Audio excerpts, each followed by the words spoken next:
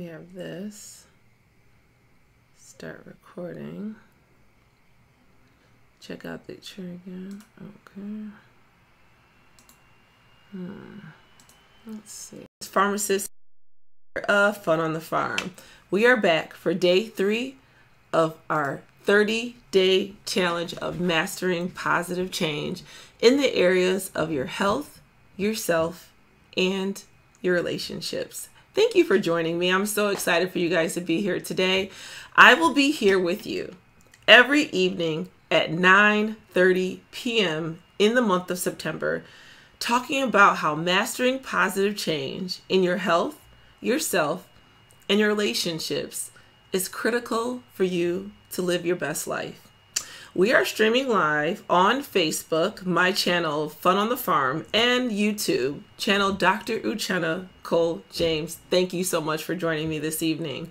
Make sure you post all of your questions and your comments inside the link so I can answer them. Make sure you also download the study guide. Put your name and email in the link below. Download the study guide so you can follow along with me for the next 30 days. We are day 3. Thank you so much for joining. I just want to shout out to everybody who's here with us today. Let's check my stream. Okay, I am checking my Facebook live stream. Thank you so much, Chi-Chi, for joining us. Thank you, Kishan.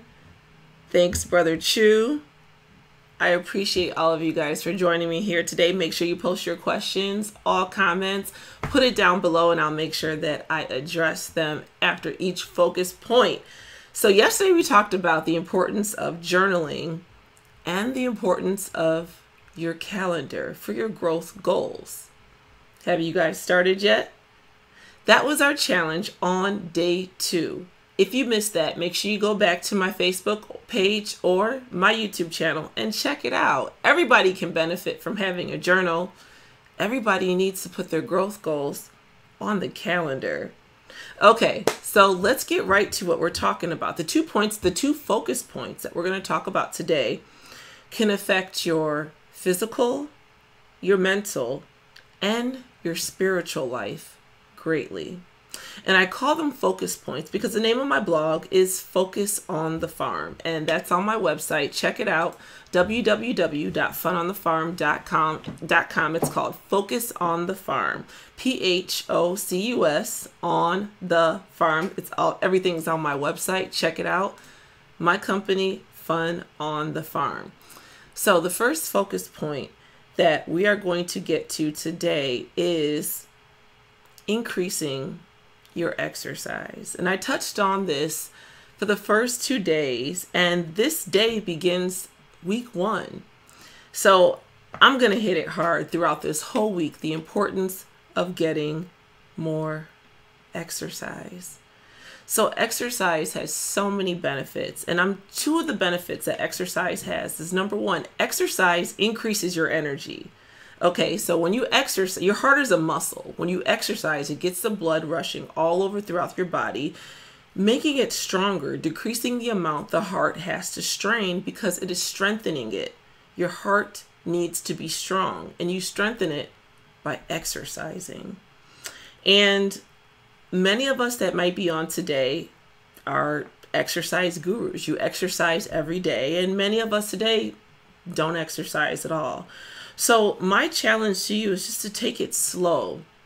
Can you give me 10 minutes a day? That's what I'm starting off with. And many of you guys I talked about, I tore my ACL a few months ago and I've gained 30 pounds, but I'm going to give exercise 10 minutes a day. That's easy, right? It may not be easy, but it's a necessity. Let's do it together. Let's exercise 10 minutes a day for the next 30 days during our September challenge of mastering positive change. So another benefit of exercise is exercise decreases the blood pressure. So according to the American Heart Association, consistent exercise prevents and helps cardiovascular or heart disease. 1 out of 3 people in the United States has hypertension. Hypertension means high blood pressure. Normal blood pressure is 120/80. High blood pressure is considered 140/90. When you have high blood pressure, it puts an extra strain on the heart. Hundreds and hundreds of studies have been done. The average blood pressure, the normal blood pressure is 120/80. When your blood pressure goes above that, it increases your risk for heart issues. Heart issues like arrhythmias, heart issues obviously like hypertension, heart issues like heart failure. So 1 out of 3 Americans have hypertension. Consistent exercise and decreasing weight is the #1 lifestyle modification that you can do to decrease your blood pressure. And that's my mission. My mission is to empower you to improve your health through lifestyle changes and medication management. Make sure you guys ask questions. Make sure you guys comment down below under my Facebook page, and I'm going to make sure I get to all of your questions. Also, download the link so you can follow along with the study guide. But every pound that you lose decreases your blood pressure by 1 pressure. mmHg is how we measure blood pressure.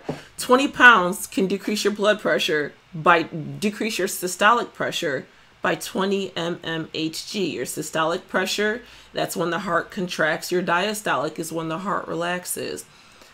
It is proven that when your blood pressure is consistently over 120/80, that's when you have risk factors. That's when your heart begins to strain. And that's when we get into trouble. We have to exercise, folks. So, exercise. There's been this fitness mantra recently, or maybe for the past few years, that 10,000 steps is equal to 3,500 calories. So when you take 10,000 steps per day, that burns 3,500 calories every week, which is equivalent to 1 pound. So every time you burn 3,500 calories, that's like burning a pound. But the problem is we take in so many calories and less nutrition that it negates all of these steps. It negates all of the calories that we're burning because we're intaking so many calories. I'm going to get to the questions. I'm sure people have questions about this, and people have emailed me questions ahead of time. So I'm going to make sure I address those questions, because once you download the study guide, you can prepare your questions ahead of time. Okay. So first question. How does the 3,500 calories work for everybody? So 3,500 calories, that's basically an average. So the average person, the average body, average weight, when you burn 3,500 calories, it burns 1 pound. However, many of us are bigger, many of us are smaller. So everything is an average. But the key is the more calories you burn, the more weight you lose. The more calories you intake, and you're not burning those calories off with exercise, you're putting those pounds on. You're keeping them on. And that's a segue to our next focus point of decreasing the salt in our diet. Focus point number 2, we got to decrease the salt in our diet. So two positive things that decreasing salt in the diet does is, number 1, decreasing salt decreases your blood pressure. Do you guys see some repetition here? We're talking about how healthy living can decrease your blood pressure. More exercise, less salt. So I created a chart so I can show you exactly how decreasing salt affects your blood pressure. Let me show it to you. So when you intake a lot of salt, this increases your blood pressure. When you eat a lot of processed foods with a lot of salt, all processed food have a lot of salt in it. You have a lot of salt in your blood. And the salt in the blood, the water, you also have water in your blood. The water in your blood wants to go to the salt in your blood. And if anybody remembers from high school biology, this is called osmosis. It wants to go, the water wants to travel to where the salt is so it can dilute the salt that's in the blood. The kidneys want to get rid of the salt and the water. That's the kidney's function. The kidney's function is to excrete all of our waste, excrete the water, pee out the water and the salt. This excess salt puts a lot of work on the kidneys. All this work on the kidneys decreases the function of the kidneys in many individuals. So in these individuals, you have decreased kidney function. And when the kidneys are not working as well, you get a buildup of fluid. So you get a buildup of fluid in the body, which puts strain and work on the heart. So this strain and work on the heart increases more fluid. You get more fluid in the body, which increases blood pressure because the heart has to work harder. More fluids in the body increases blood pressure, which increases more insult to the kidneys. And we all know what the result of that is: heart failure and stroke. Do you guys understand the importance of decreasing the salt in your diet? Just by knowing that, and just by me breaking it down step by step, what foods are you going to stop eating? I love Five Guys, but I know it's not good for me to eat every single day. You know that too, right? So the point is, how can we incorporate some lifestyle changes to help us live longer, to help our heart? And that's what the purpose of week 1 is: mastering positive change in our health. And I'm going to give you tools throughout this whole week, interviews from experts, fitness experts that have been doing this way longer than me, way longer than many of you. So make sure you tune in each and every day. Put your name and email in and download the study guide today. We are live on Facebook and on YouTube for mastering positive change. Let me answer another question. Okay, so second question.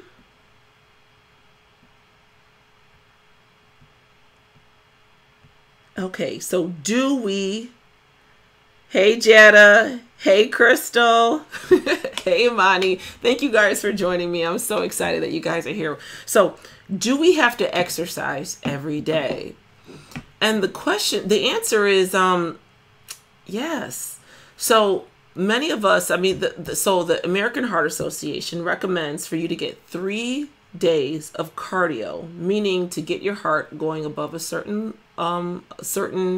pressure, a certain heartbeat consistently for 30 minutes to 45 minutes, 3 days a week. And also to incorporate some strength training. And I'm just saying baby steps, my friends, baby steps. Let's start with 10 minutes a day to where it becomes a habit. And I wrote a great book about that. The 5S habits to start today that'll keep your ticker ticking. Make sure you go to my website, download it. It costs $19 and it's a phenomenal book, and you're going to learn so much information. So the information that I'm talking about today, I'm just touching upon what you're going to learn from buying my book. So we talked about how increasing exercise helps the blood pressure, and also how decreasing your salt helps the blood pressure. Now let's talk about how decreasing your salt helps you lose weight. That's the focus of day 3. Decreasing your blood pressure, decreasing your weight. One out of 2/3 of the U.S. population are obese. Everything is in the foods that we eat. 1 person dies each minute from heart disease. It's the #1 killer in the United States of America, heart disease. What are we going to do to prevent it from happening to us? How are we going to prevent that from happening to our loved ones? We can start by exercising 10 minutes a day. and decreasing the salt in our diet. Can you give up fast food for 5 days out the week? How about sushis or salad during the week? It's just baby steps. Baby steps, that's all I'm asking. Okay, so there's this new fad, or maybe it's not new fad, but that people are proclaiming, especially people that are big, that big is in and fat is back. And I'm not here to fat shame anybody, but I know studies have shown, health professionals, everyone knows that health is in. And it doesn't matter your size. Health is in. So let's get that into our head, reprogram our head. It doesn't matter how thin you are. It doesn't matter how fat you are. Health is in. A good marker of health is how fast can you walk or jog 1 mile. The average 40-year-old can walk or jog a mile in 9 minutes. What is your 1 mile time? I think that's a good thing to know. I challenge you. Just find out what your 1 mile time is. Put it on your calendar. By the end of the month, try and beat it. That's what I'm going to do. I mean, my son beats me in the 1 mile, and by the end of the month, I plan on at least getting closer to him, closer to the finish line. That's how I'm going to challenge myself. What are you going to do to challenge yourself to master positive change in your health during week 1? We got time for one more question. Let's see who has a question. Okay, let's see.